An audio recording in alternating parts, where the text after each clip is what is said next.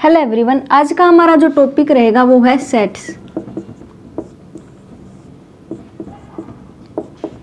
तो सबसे पहले हम बात करेंगे कि एक सेट होता क्या है। सेट होता है एक well defined collection of objects. Well defined collection of objects. अब वेल डिफाइंड होने से क्या मतलब है? वेल डिफाइंड होने का मतलब है कि हमें जैसे कि कोई कलेक्शन दी जाती है, जैसे कि वोवल्स की कलेक्शन दी जाती है, तो क्या बनेगा? ए ई आई ओ यू। अब हमें कोई भी कंफ्यूजन नहीं है इस बात को लेकर के कि वावल्स में कौन आएगा। अगर मैं बात करूंगी कि टी आएगा या नहीं आएगा, तो मेरा सिंपल सा जवाब रहेगा कि नो, नहीं आएगा। अगर मैं ए की बात करती हूँ तो इसका जवाब क्या रहेगा? यस रहेगा। तो ऐसे क्वेश्चन जिनका जवाब या तो यस में आए या फिर नो में आए, ऐसा ना रहे कि उसका जवाब यस भी आता हो या फिर नो भी आता हो। जैसे कि मैं जानना चाहती हूँ कि एक क्लास में सबसे इंटेलिजेंट स्टूडेंट्स कौन से होंगे, सबसे इंटेलिजेंट स्टूडेंट कौन से होंगे। अब इंटेलिजेंट कौन होगा ये सबके अकॉर्डिंग अलग अलग हो सकता है। अब किसी के लिए हो सकता है कि ऐसा स्टूडेंट जो एक्स्ट्रा करिकुलर एक्टिविटीज में अच्छा हो, वो इंटेलिजेंट हो। किसी के लिए वो इंटेलिजेंट हो सकता है जो अपनी क्लास में टॉपर रहा हो, और किसी के लिए कोई और बच्चा इंटेलिजेंट हो सकता है। मतलब यहाँ पर कोई भी क्लियर जवाब नहीं आएगा जब भी मैं ऐसे स्टूडेंट का सेट बनाना चाहती हूँ जो कैसे होंगे? इंटेलिजेंट होंगे, क्योंकि सबकी अलग अलग सजेशन हो सकती हैं इंटेलिजेंस को लेकर के। तो लेकिन यहाँ पर पक्का है कि वोवल्स की जब भी मैं बात करूँगी तो हमेशा ही क्या आएगा? ए ई आई ओ यू, यही आएंगे। इसके अलावा कोई भी ऐसा लेटर नहीं है जो वोवल्स के अंदर आ जाए। तो इसका मतलब या तो इसका जवाब नो रहेगा या यस रहेगा। यहाँ पर कोई भी कंफ्यूजन नहीं होगा कि कौन सेट में आएगा और कौन नहीं आएगा। लेकिन यहाँ पर हमेशा कंफ्यूजन बनी रहेगी कि इंटेलिजेंट कौन होगा, क्योंकि किसी के अकॉर्डिंग कोई इंटेलिजेंट हो सकता है, किसी के अकॉर्डिंग कोई। इसका मतलब ये वाला जो कलेक्शन होगा ऑब्जेक्ट्स का, वो सेट नहीं बनाएगा। तो वेल डिफाइंड होने का यही मतलब है कि जब भी मैं कलेक्शन ऑफ ऑब्जेक्ट्स करना चाहती हूँ तो वहाँ पर कोई कंफ्यूजन ना रहे कि ये ऑब्जेक्ट उस सेट में आएगा या नहीं आएगा। बिल्कुल क्लियर होना चाहिए कि ये आएगा, ये नहीं आएगा। इसी को हम बोलते हैं कलेक्शन ऑफ ऑब्जेक्ट, जो कैसी होगी? वेल डिफाइंड, और उसको क्या बोलते हैं? हम सेट बोलते हैं।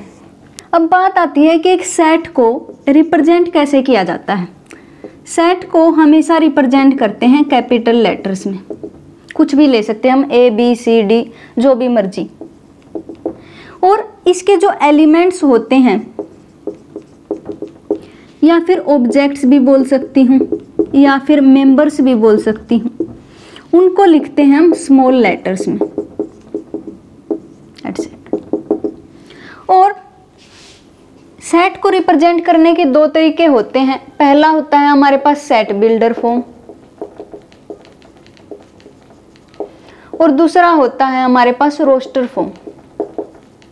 रोस्टर फॉर्म, और कभी कभी टेबुलर फॉर्म भी बोल देते हैं, टेबुलर फॉर्म। तो सबसे पहले हम बात करेंगे कि रोस्टर फॉर्म क्या होती है। सबसे पहले अगर मुझे एक सेट बनाने को कहा जाए जिसके अंदर कौन आ जाए? वोवल्स आ जाएं, तो मैं उसको कुछ ऐसा लिख दूंगी। मतलब जब भी वो रोस्टर फॉर्म की बात करेगा, उसके सारे के सारे एलिमेंट ऐसे रिप्रेजेंट किए जाएंगे। पहला एलिमेंट, उसके बाद कोमा, फिर दूसरा एलिमेंट, फिर कोमा, या तीसरा एलिमेंट, फिर कोमा, और उसको किसके अंदर बंद कर देते हैं? ब्रेसेस के अंदर बंद कर देते हैं। यही हमारा क्या बन जाता है? सेट की रोस्टर फॉर्म बन जाती है। लेकिन अगर मैं सेट बिल्डर फॉर्म की बात करूं तो इसके अंदर क्या होता है? एक सेट के सारे एलिमेंट एक ही प्रॉपर्टी को सेटिस्फाई करते हैं, और उसी प्रॉपर्टी को हम सेट के अंदर लिखते हैं। जैसे कि एक्स सच दैट, ये होता है हमारे पास सच दैट का सिंबल।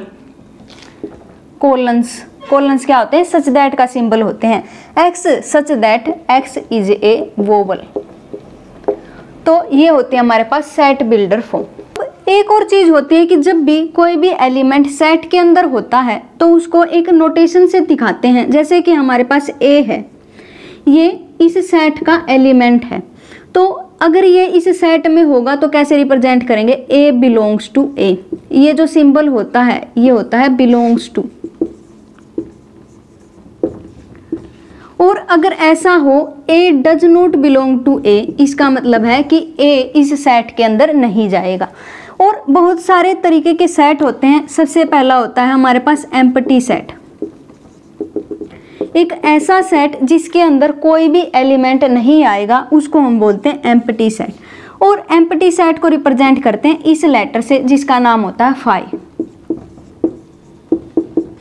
और इसका एक एग्जाम्पल देख लेते हैं कि इसका एक एग्जाम्पल क्या होगा। हमें ऐसे नेचुरल नंबर लिखने हैं जो 1 और 2 के बीच में आए, लेकिन ऐसा तो कोई भी नेचुरल नंबर नहीं होता जो 1 और 2 के बीच में हो। वो कैसा होगा, नेचुरल नंबर हमेशा पॉजिटिव होगा और एक होल नंबर होगा 0 को छोड़ करके। तो इसका मतलब ऐसा कोई भी नेचुरल नंबर नहीं आएगा जो 1 और 2 के बीच में लाई करता हो। तो इसका मतलब ये सेट कैसा होगा, एम्प्टी हो जाएगा। दूसरा एक होते हैं हमारे पास फाइनाइट सेट और इनफाइनाइट सेट। इनफाइनाइट सेट, सबसे पहले हम बात करते हैं कि फाइनाइट सेट क्या होते हैं। ऐसे सेट जिनके अंदर फाइनाइट नंबर ऑफ एलिमेंट हों। जैसे कि एक एग्जांपल ये हो सकता है, मतलब वोवल्स कितने होंगे, हमेशा 5 होंगे, मतलब जिनको हम काउंट कर सकते हैं। ऐसे सेट के एलिमेंट जिनको हम काउंट कर सकते हैं उस सेट को हम क्या कहते हैं, फाइनाइट सेट कहते हैं। लेकिन अगर मैं बात करूं कि नेचुरल नंबर को रिप्रेजेंट करके दिखाओ, तो नेचुरल नंबर क्या हो सकते हैं, 1 2 3 एंड सो ऑन, बहुत सारे हो सकते हैं। तो इसका मतलब इसके जो भी एलिमेंट हैं, हमें ये तो पता है कि इनफाइनाइट है, लेकिन उनको काउंट नहीं किया जा सकता। तो ऐसे सेट जिनके एलिमेंट हम काउंट करके नहीं लिख पा रहे हैं, हम क्या करते हैं, उसके कुछ एक एलिमेंट लिख करके बाद में क्या कर देते हैं, डॉट डॉट लगा देते हैं, ये दिखाने के लिए वो सेट कैसा है, इनफाइनाइट है। तो ये होता है हमारे पास इनफाइनाइट सेट। अब अगर हमारे पास कोई भी सेट दिया जाता है, जैसे कि फिर से मैं यही सेट लिख लेती हूँ, वोवल्स का सेट। अगर मैं इनका ऑर्डर चेंज कर देती हूँ तो फिर भी ये सेम ही सेट रहेगा, मतलब इसमें कोई भी चेंज नहीं आएगा। और जैसे कि एक और सेट है और एक ये सेट है 1 2 3 4, तो ये दोनों सेट भी कैसे रहेंगे, इक्वल रहेंगे, क्योंकि इसका हर एक एलिमेंट इसमें है और इसका हर एक एलिमेंट इसमें है। ये रिपीट होते हैं, इसका मतलब ये नहीं है कि ये इसके इक्वल नहीं रहेगा। और इनका ऑर्डर अलग है, इसका मतलब ये भी नहीं है कि ये इक्वल नहीं रहेंगे। तो इसका मतलब ऑर्डर मैटर नहीं करता।